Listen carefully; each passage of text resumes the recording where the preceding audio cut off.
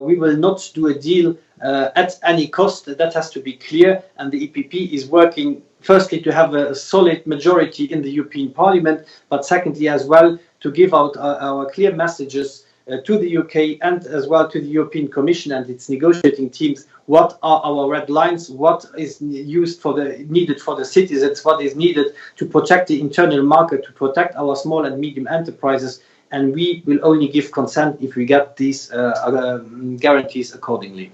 We have always to consider that the UK is our close neighbor, and of course if there would be companies producing under different environmental standards, social standards, fiscal standards, that would be an unfair competition to our producers. For us this is unacceptable, especially if we go for a zero tariff, zero quota agreement that everybody wants to, that we signed up to. We have many European regions that are entirely, so at 100% depending of the UK waters. So for them, of course, it would be dramatic, and that's why we as well say there will not be a trade agreement if we don't have a fisheries agreement. So this has to be one, and it's important as well to avoid a salami tactic like the UK has proposed it. We don't want separate sectorial agreements. We want an overarching, coherent and comprehensive agreement that includes trade in goods, and fisheries products are as well goods,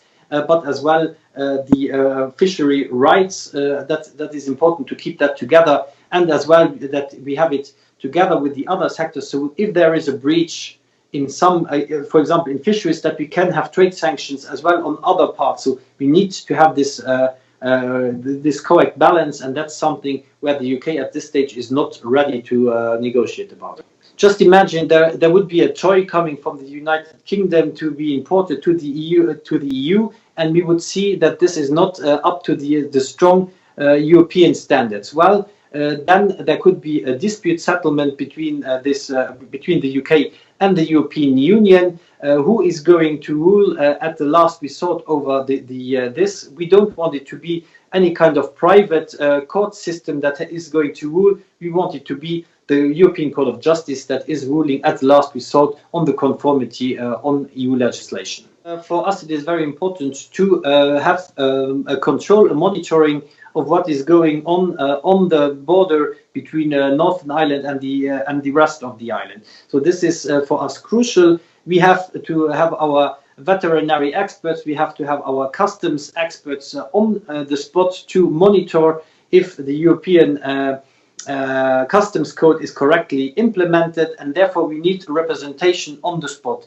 At this stage, the UK is refusing the European Union to have such a representation in Belfast, for example. So this is for us very important, and there we need to see that the UK is properly implementing what has been agreed in the withdrawal agreement.